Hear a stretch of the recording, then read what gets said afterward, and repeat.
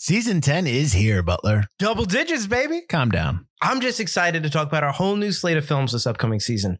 We've got a Shakespearean adaptation set in the 70s in the world of fast food with Scotland, PA. We're also taking on 2 sequels to highly popular films in U.S. Marshals and 2010, the year we made contact. But I know you're more excited about our 3rd annual Forgotten Horror. It's my favorite time of the year, recording October episodes in the dog days of August. Forgotten Cinema, part of the Forgotten Entertainment family.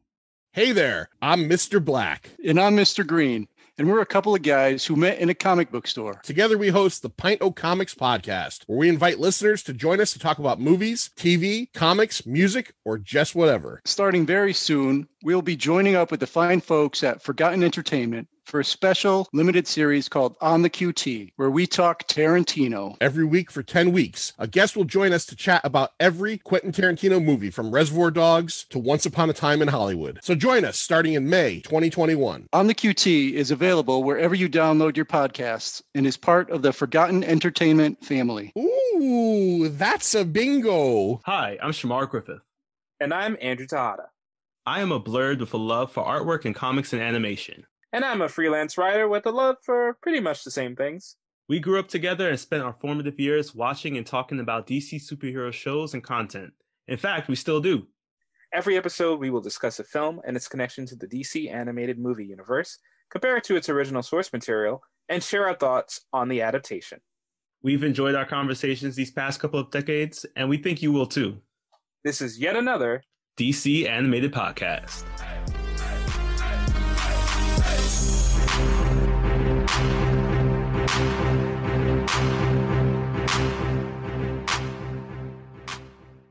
Welcome to yet another episode of yet another DC Animated Podcast. My name is Shamar Griffith, codenamed Con McShams. And I am Andrew Tejada, codename Arate. Andrew and I have known each other since 1996. That was the year Hellblazer number 100 dropped. Yep.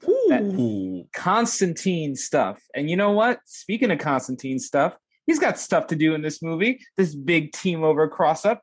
What do you think? Oh, yeah, he is legit trying to survive this apocalyptic war.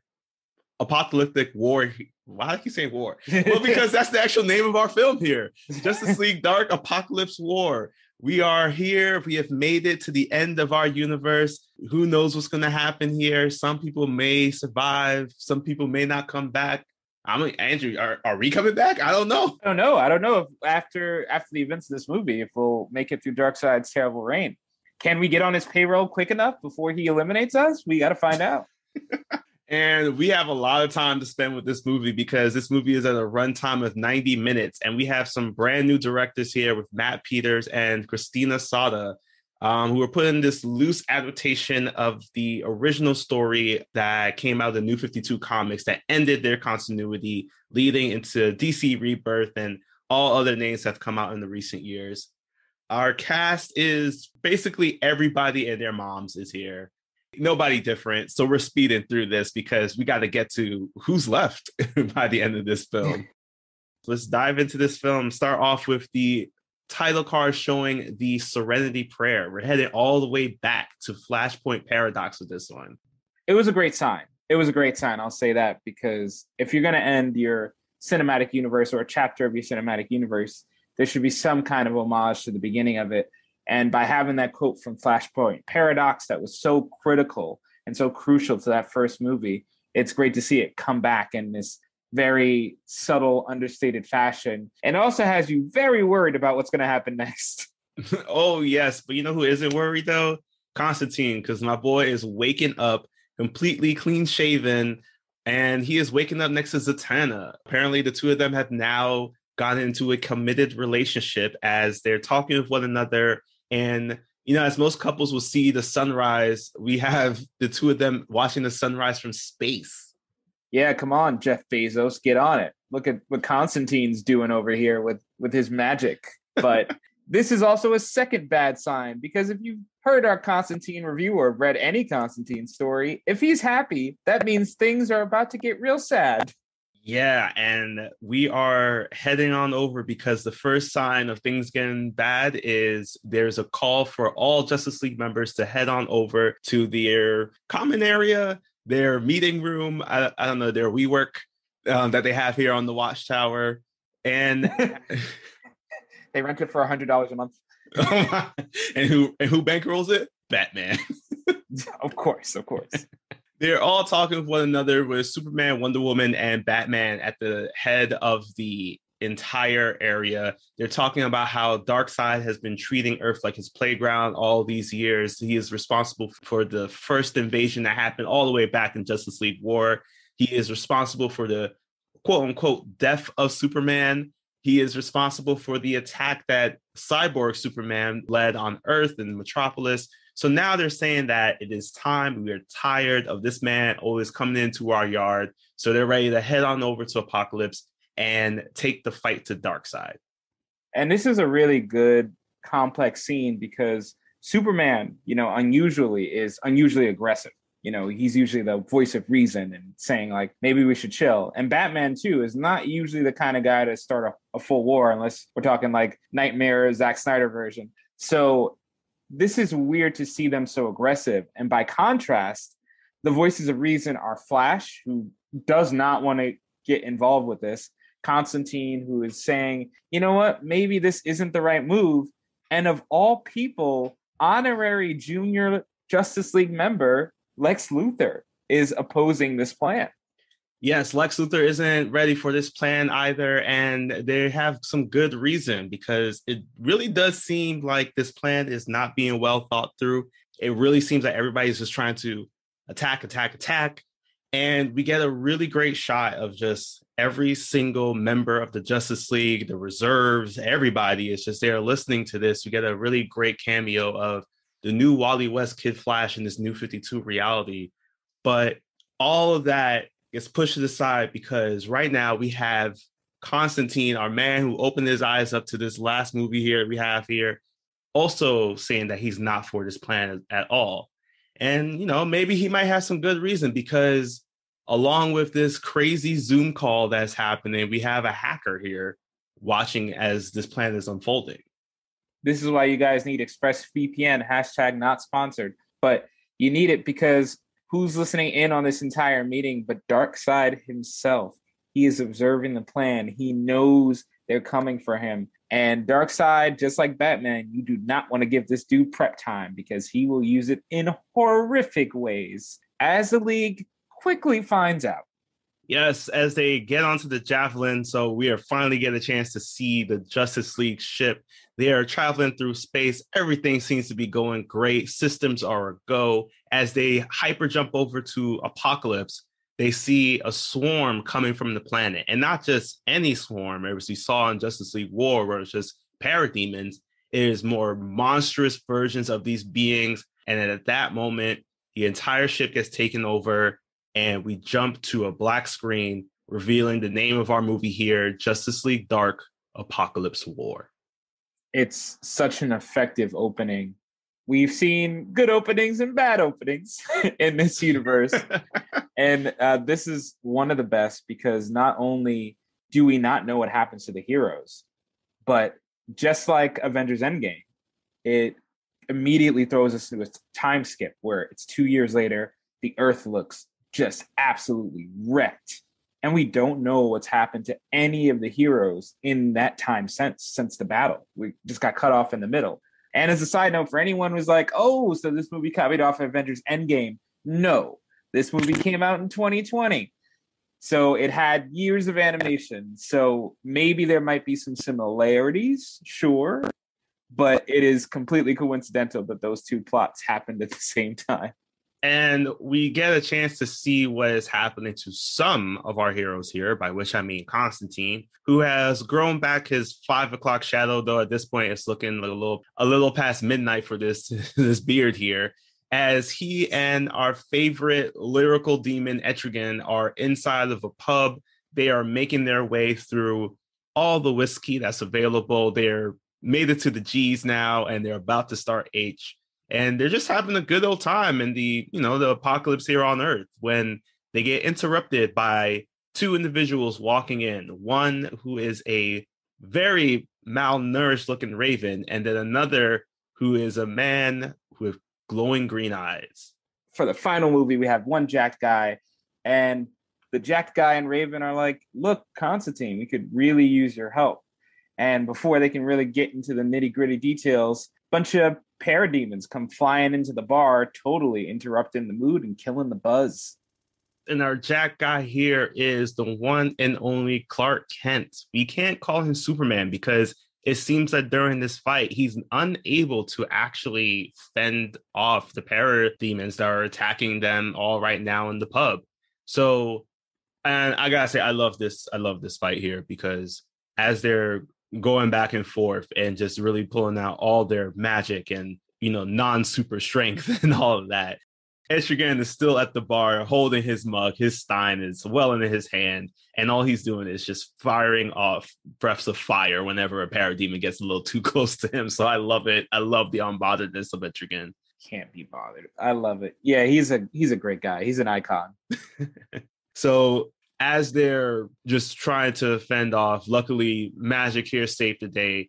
But also dark magic is really stressing out Raven as Trigon seems to have really grown in power over these past couple of years and is forcing Raven to basically just putting her in a constant state of hearing disapproval on his end about why haven't you taken over the world yet, which is not a good question because given the fact that Darkseid has now taken over the world. So Constantine decides that, they need to go to someplace a bit quieter. And his idea of going to someplace a bit quieter is the ruins of Big Ben, where he now holds his magical lair. Can't be mad at him, especially if the rent's so low. Might as well. And it's here where we get some insight into what happened. And the results are not pretty. During the major assault they did 2 years ago, the Justice League ran into Paradoons, which are exactly what they sound like. Hybrids of parademons and Doomsday, which spelt doom for everyone, nearly everyone. We see gruesome images of Hawkman, our favorite DC hero Hawkman, getting torn apart by these beasts. We see Shazam was injured. We see Martian Manhunter, Wonder Woman, Green Lantern, all of them, just meeting these terrible fates. A lot of our heroes died here, but the worst thing that happened was that a lot of our heroes also survived to now be tortured and warped by the power that Darkseid possesses. Batman was hooked up to the Mobius chair. For DC comic fans, you'll recognize this as a fourth world object created by Jack Kirby. This allows the person to have all the knowledge about everything within the universe. Then we also saw that Cyborg got his arms ripped off. We don't know what happened to him, but to just see once again that Cyborg has just been constantly dismantled once again throughout this universe is just heartbreaking. And we also see that Superman, upon getting captured, in order to no longer be a threat, he gets tattooed with liquid kryptonite with his Superman emblem on his chest so that Darkseid can ensure that there's no way that Superman will ever rise up against him again. But the most heartbreaking story to come out of this battle was what John Constantine had to see before he ran away. Yeah, so John Constantine and Zatanna, really happy couple, but not so happy ending because during the battle, Zatanna was swarmed by Paradoons, being devoured, and Constantine, he just can't wrap his mind around it, but he ran. He just ran, and he just couldn't figure out what was going on. Why did he do that? And it still haunts him. You can see he's not happy that he survived. He has a lot of survivor's guilt, and thus the heavier drinking than usual for him. And he spiraled into this depressive state. So everyone is really at their lowest point.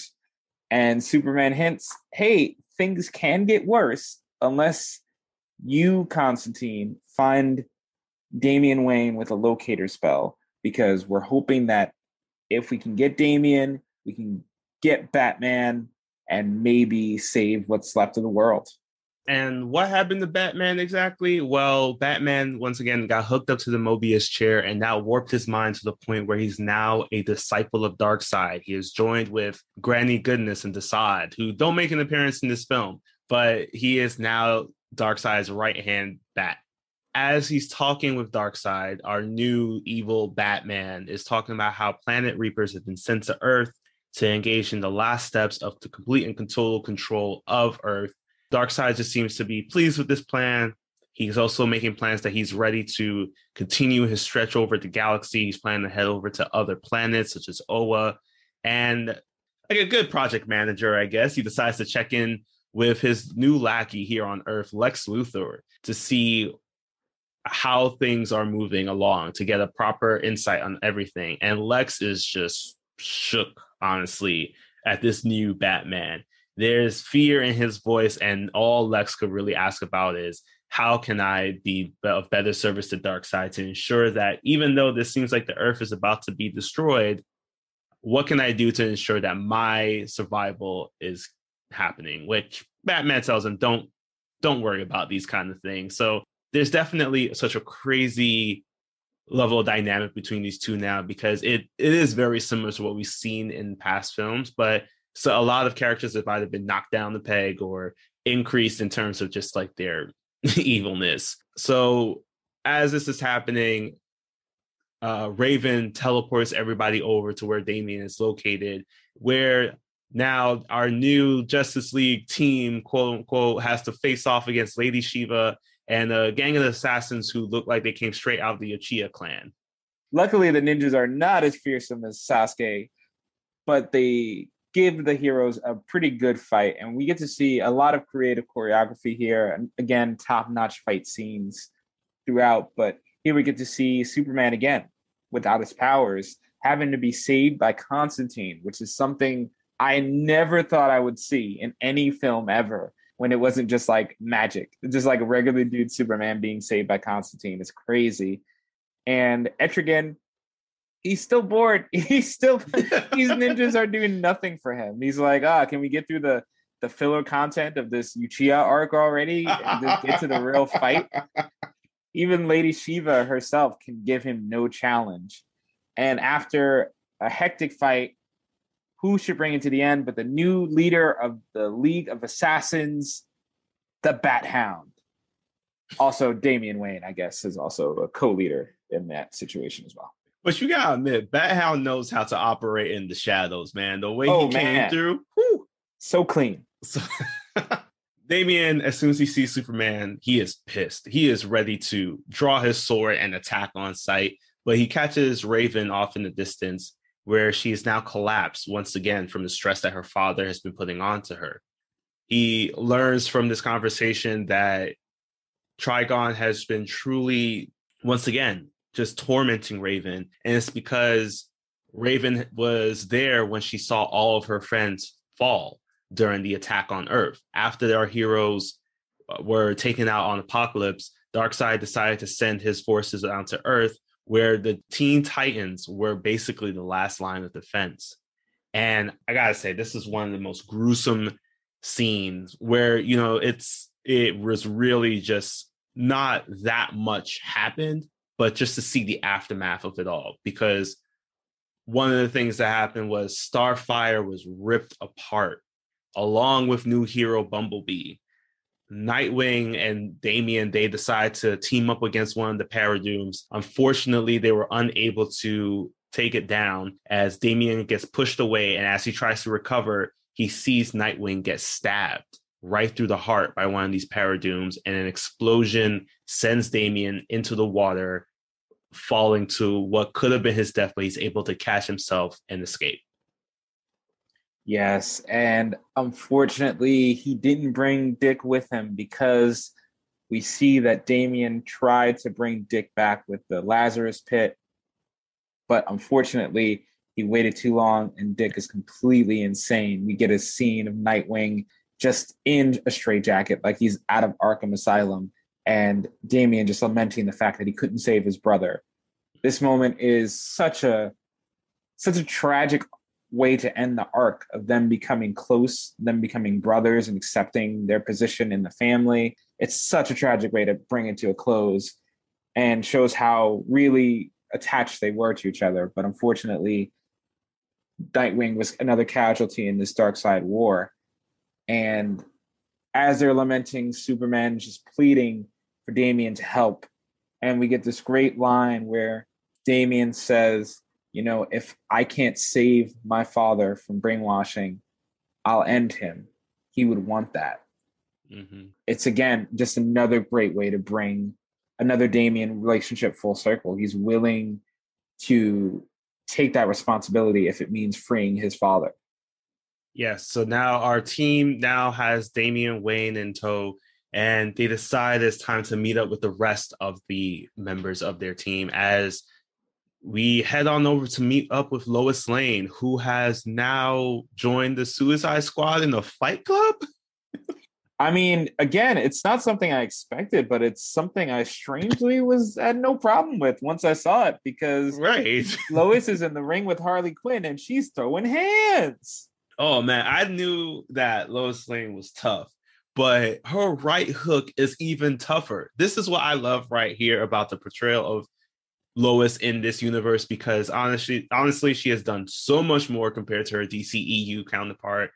Their fighting is a wonderfully animated scene where now we get a chance to see that Lois Lane wins when she takes the tasers that Harley had pulled out and is able to shock her, while also the rest of our team here, Constantine has a little beef with Captain Boomerang here, which I love, because it's just like, I never knew that there was this much bad blood between Aussies and people from London. But if this is true, I love it. I am here for it. I will watch this next fight in the Fight Club that we have here. But going back, Lois has won.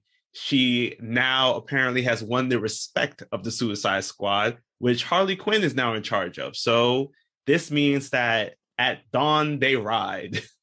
So during this meetup with the Suicide Squad, we get a couple of fun interactions. We see Constantine looking over to Harley Quinn and King Shark and going, "Oh no, is there my ex?" And Raven's like, "What? You dated Harley Quinn?" And he's like, "Are you crazy?" And it's implied he dated King Shark. Which, I mean, look, Constantine, he's hooked up with a city, a couple demons. I mean, King Shark is pretty normal in comparison.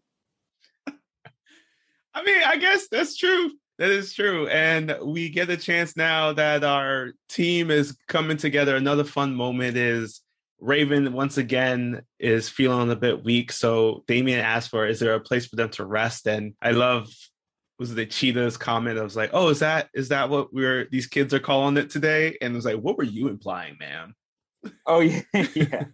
So as they go to a separate room while the rest of the team heads on over to regroup and talk about the next stage of their plan, Raven and Robin have a great heart-to-heart about what happened to them during the period of the 2 years that they were separated. Raven shares that she came into contact with Superman because once the battle had ended over at Titan's Tower, she saw that all of her friends were gone, including Damien. So she knew that her feelings were going to bubble up in the sense that, like, because of her empathic powers, that Trigon was going to be able to build on that. And she was already feeling Trigon clawing in her mind. So she attempted to commit suicide, but Superman was able to come in and stop her right on time as they began their 2-year journey of trying to figure out what their next stages were. Robin, on the other hand, told her that he had to get away because he had to protect her. And it's in this moment where the two of them finally share that they love each other. And I gotta say, this is such a great payoff in developing a relationship. The DCAMU knows how to develop a relationship when it's not Superman and Wonder Woman. It's hard to believe. It's just hard to believe they can pull it off. And I just love the fact that the two of them were willing to sacrifice joy with one another at just understand that concept at a young age. Like, they were both troubled individuals who didn't really have a care for another person because they kept thinking about what I'm doing or who I am can't afford to experience life and love in this way. To now have it be that the two of them have found each other, and at this end of the world scenario, like, it's typical in storytelling to do this kind of thing, but at the same time, it plays so well for the two of them because we got a chance to see that growth over pretty much 8 films or so. So this is why I kudos to the writing on this relationship. It was definitely not the pairing that I would have thought of when it first happened, because we're always seeing Raven and Beast Boy and that being the relationship. But kudos to the writing on this, because it truly made sense.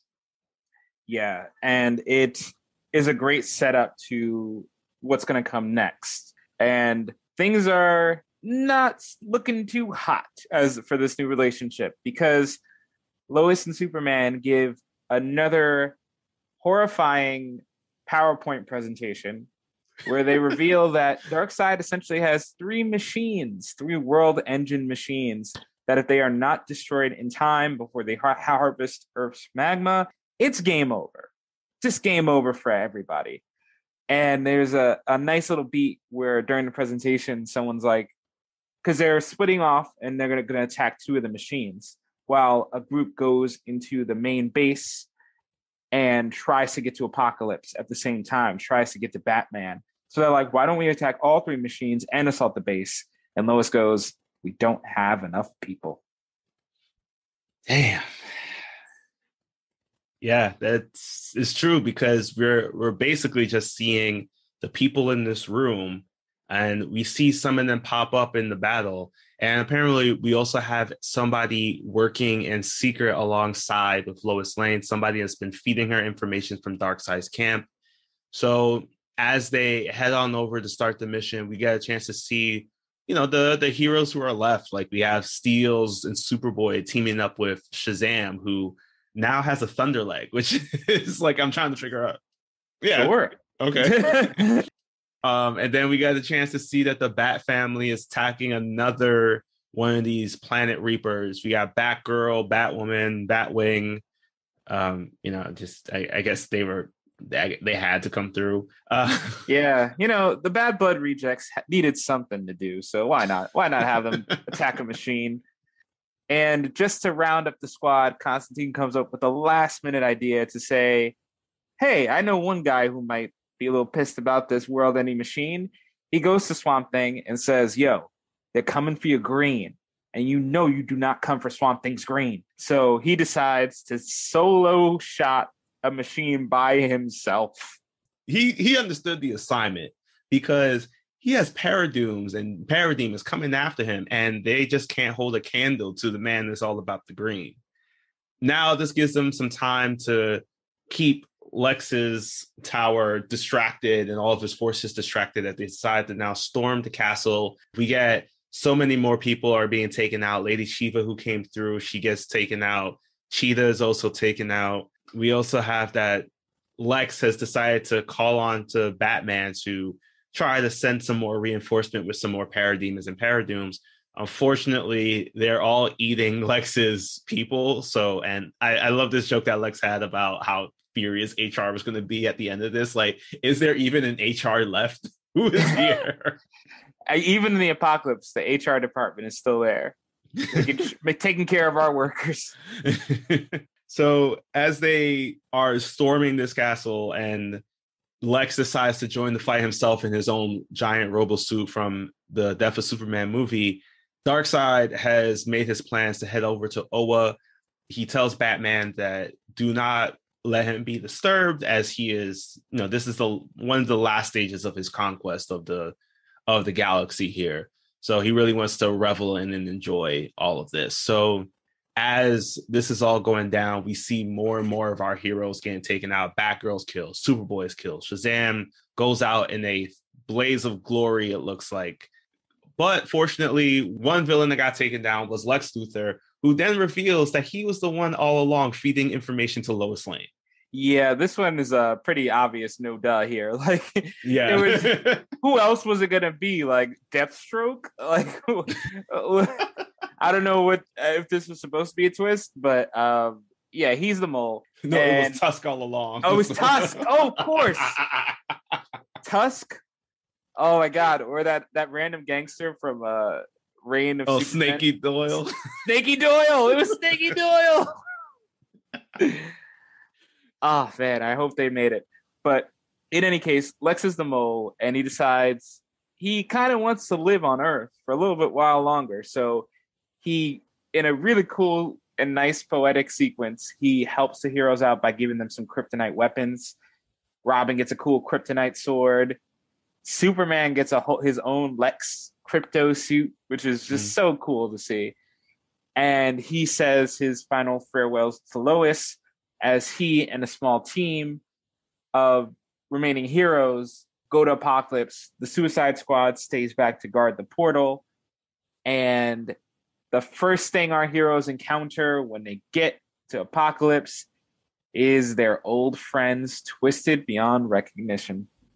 Yes, this is quite a sight because they are welcomed by the new Furies of Apokolips. We have Starfire, we have Aquawoman or Mira, we have Hawkman, Martian Manhunter. They've all been warped and turned into kind of like how Cyborg Superman was, into these more monstrous beings that are very similar and animalistic compared to their actual abilities. And leading the charge for these Furies is a cyborg Wonder Woman, who is such a shame that after her movie, where it's just like you set her up with, you know, that like her biggest villain was going to be capitalism, that now she's just a agent of Darkseid. It was just so bad. But she is giving everybody the work as they all leap towards taking down our heroes.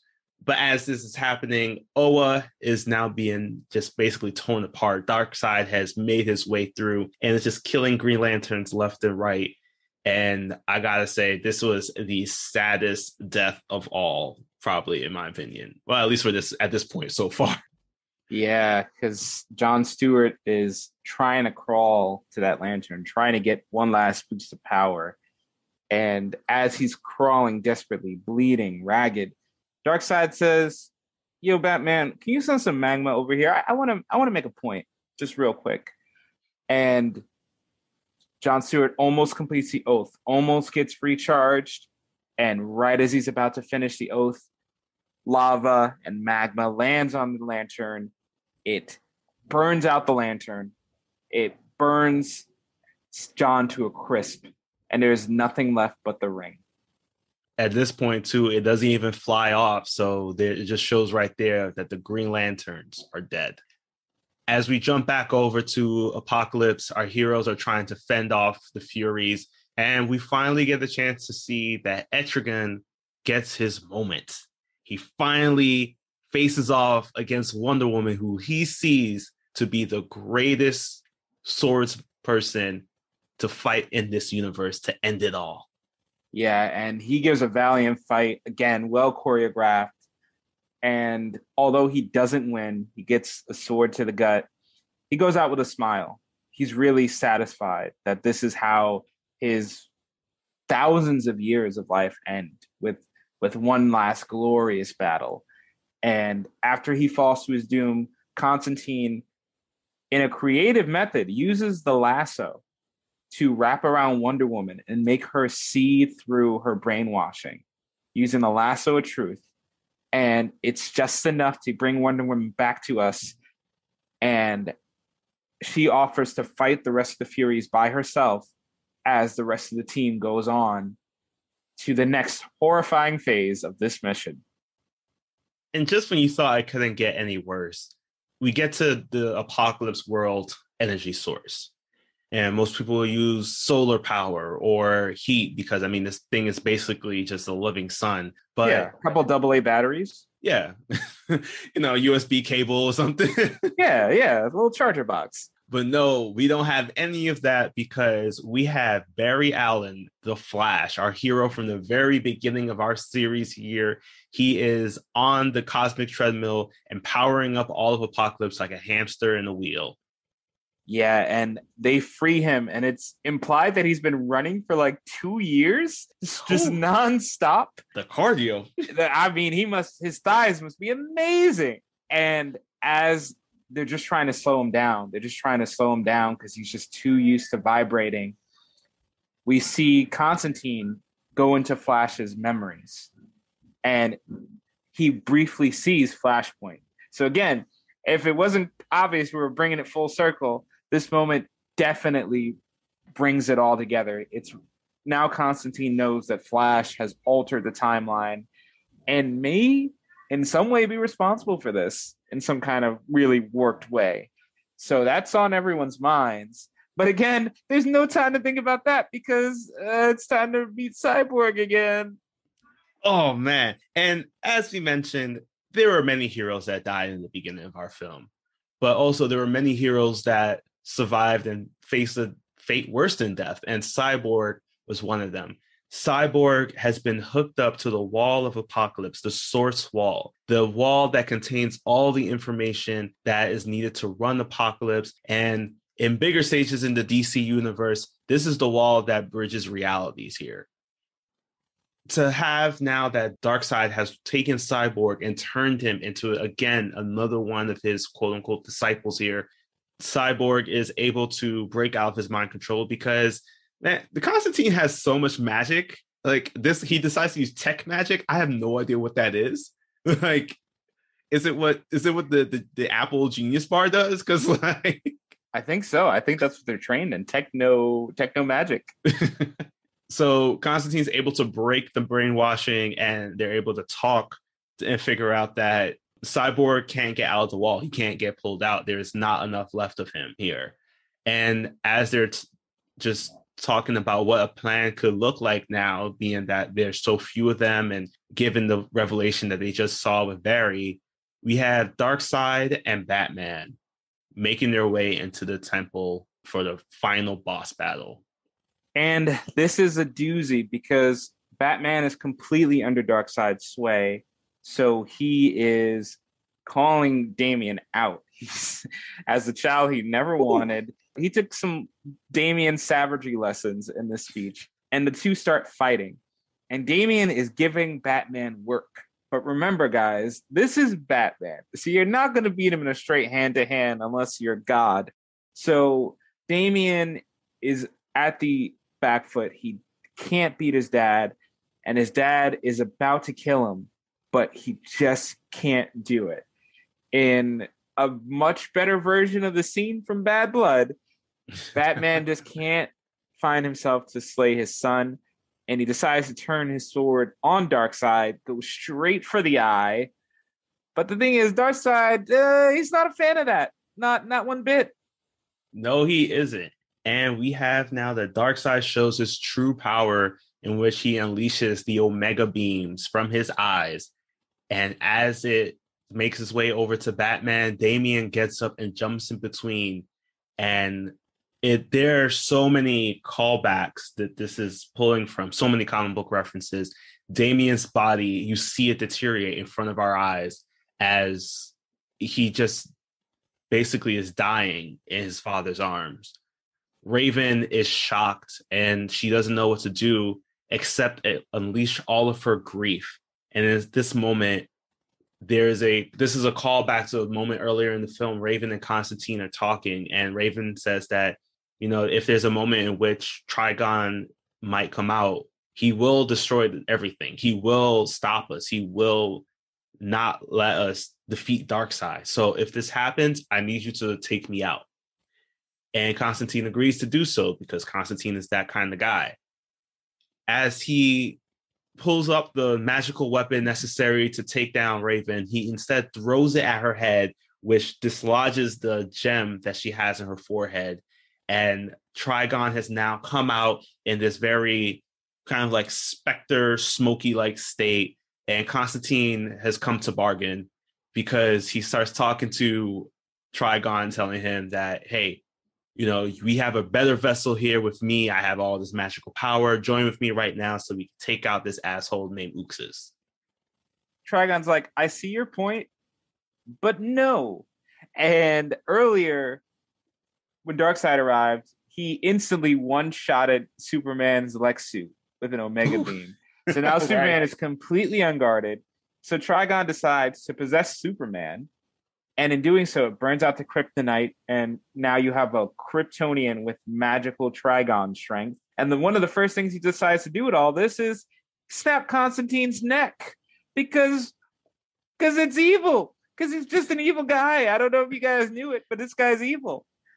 And now that Constantine's out of the way, he's like, these hands are all for free, and I'm giving an all-day special to Darkseid.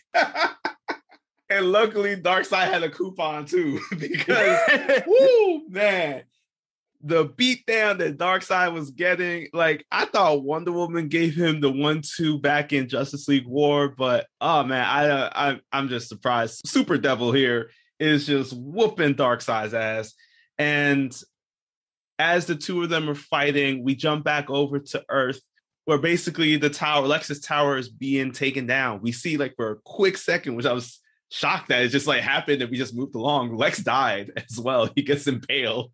Yeah, Lex dies, Bane's dead. The rest of the Suicide Squad is pretty much living up to their name. And it looks like it's the end for Lois as well, who was on that team and about to explode the tower. So she manages to reach out to the communicator through like amazing 5G internet connection, and Batman gets the message. He is now broken free from the brainwashing after seeing his son meet such a gruesome fate, and he decides to broadcast the message to Superman. It is so heartbreaking to see Superman miles away from Lois, because he was in Lois's arms dying during Death of Superman, but now he can't even hold Lois as she's about to meet her gruesome fate. And he watches her die, and that shock breaks him out, and he forces Trigon out of his body. And as soon as Trigon comes out, Darkseid's like, nope, not doing that again. And it puts Trigon in this like Omega Bream prison, because apparently they can do that. It reminds me of like Steven Universe, honestly. Oh yeah, like the bubble thing. Yeah.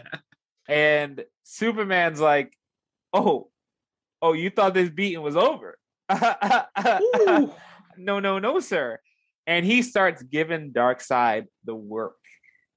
It is glorious. We can feel the catharsis of just Superman being able to beat on this man who's rendered him powerless for years. Now he's going to wish he killed him, because Superman is not holding anything back. Yes, and as we're now trying to figure out what to do, Batman and Cyborg are talking, and they realize that the only person who could figure out what to do at this point is Constantine, who we pan over and see that he's still dead on the ground. And he wakes up in heaven now. He sees Zatanna, and the two of them are talking there. And Zatanna reveals to him that he should not feel bad for what happened. The only reason why he ran was because Zatanna compelled him to run.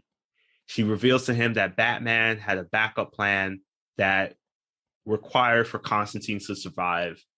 And Constantine has accepted his fate. It's even through talking all of this stuff with Zatanna, he's just like, you know what? I'm happy to be here. I made it to heaven. I can't believe it. What strings did you have to pull? So it's great to see that Constantine's having this one moment of joy. It was gone through his journey with Justice League Dark and his own film, City of Demons. But Zatanna tells him that unfortunately it isn't his time yet, and that he must go and she must stay behind, as Constantine instantly snaps back, while at the same time Raven has unleashed her new powers of being able to heal people with her tears, because the power of love gives Raven her white Azeroth Raven suit, where she's also able to bring back Damian and I guess by extension Constantine. This was a little confusing for me. Yeah, she just had a couple of max revives in her pocket she wasn't using. So I think that's just what had happened. Okay. And yeah, so in any case, they're restored. Robin's restored. Constantine's back. And now they're figuring out what the hell are they going to do? How can they possibly overcome? And Cyborg reveals that he can send Apocalypse to basically nowhere along with Darkseid. They just need to get him in the right position. They just need to keep him busy. So in a bizarre decision, but crazy enough to work, they release Trigon from his prison once more. And Trigon, in the most fatherly thing he's ever done, decides to stay back and fight Darkseid so that his daughter and the others can get off the planet in time. So once again, in this continuous like hour of beating up Darkseid, Trigon goes, takes over, tags out Superman, and most of the heroes get to flee. But Cyborg, who is too attached to the Source Wall, cannot go with them. So our heroes escape, leaving Cyborg to say his signature catchphrase. Yes, and this, I loved it. I couldn't wait for it anymore. I'm surprised that we had to wait so long in our universe to hear it, because Cyborg said, "Suck it, bitches." Yes. Yeah, that's his catchphrase. Heard it first in Teen Titans, probably, but now it's finally here. Yep. It's finally here. Oh, I'm so mad. We had one moment. Might have been nice for a moment for a booyah, but we get what we get. Yeah. So here we are. All the heroes are on Earth, and they find out, although they put up a valiant effort, it still doesn't look good for the planet. Things are probably not going to improve. And you see all these heroes just broken and defeated and just ready to hand in the towel. You see Starfire, disfigured. You see all of them weeping, just trying to figure out what they're going to do next. Constantine goes over to Flash and says, "You know what you have to do."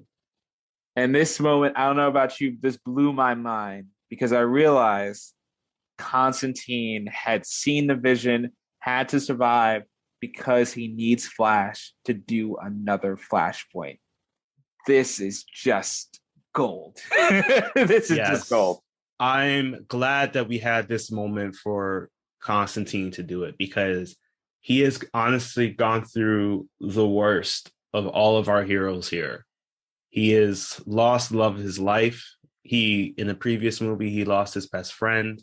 Before that, he had he was a lost individual that has some sense of friendship. And as his journey just kept progressing, he just kept losing all of that.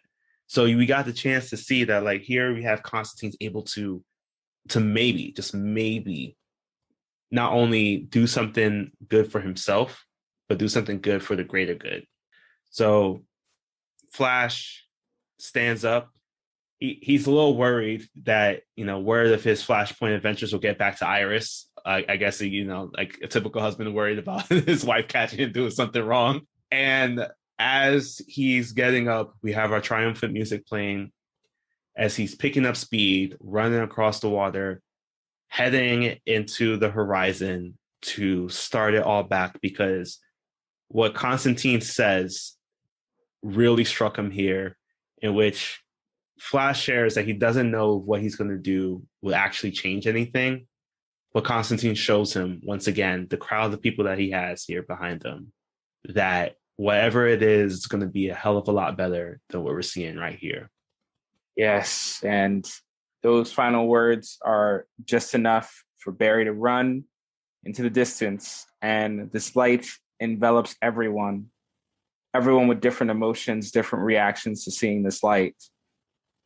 It just envelops them, and before we fade to black, we fade to white on what has been 16 movies of a shared universe coming to an end, with the hope that next time around, things will have a better ending.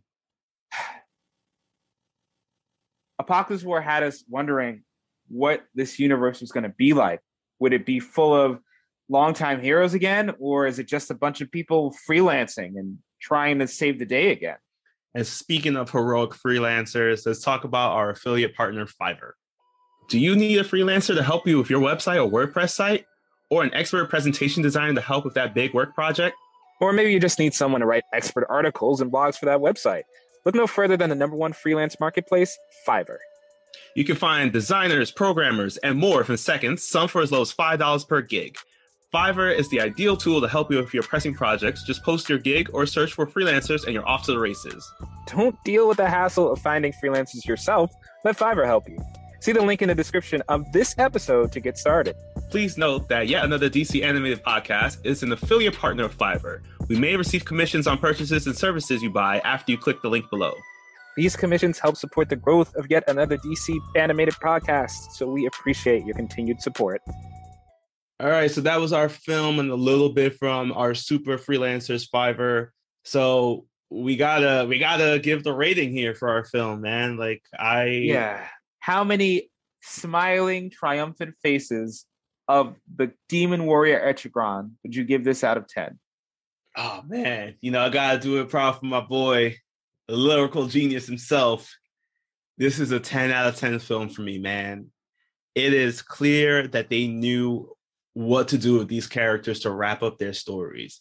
Like, everybody had a closing moment. I mean, granted, kind of wish that Cyborg said the thing. Sure.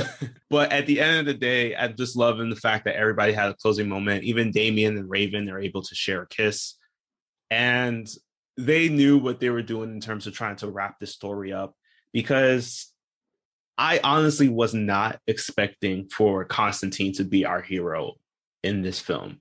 We spent so much time with Damian Wayne and the building of his story, but it was clear that at a certain point, his story was done.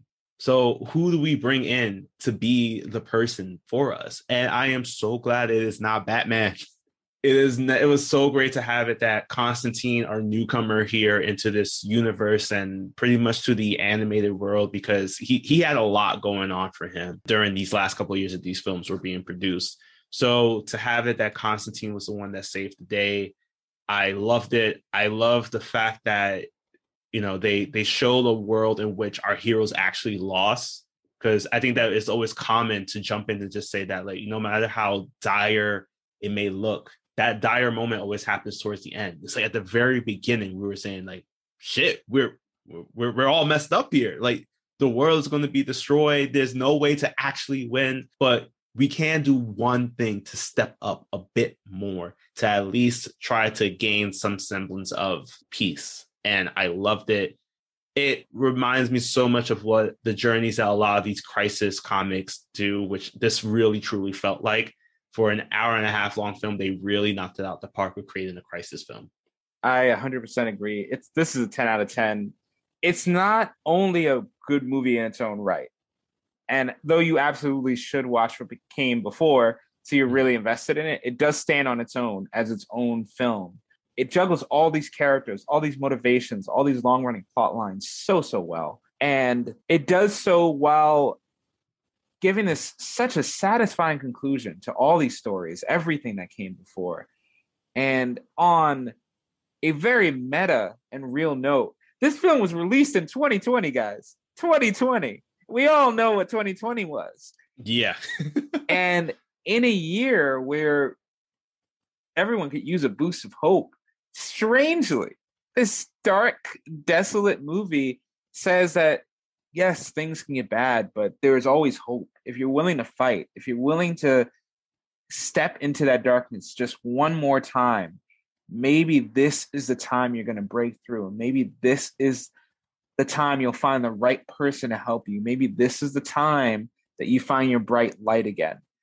And it was just so great to have this movie, especially in a time where you had little else to do, to have such a fantastic film come to us and have closure and great development, great action.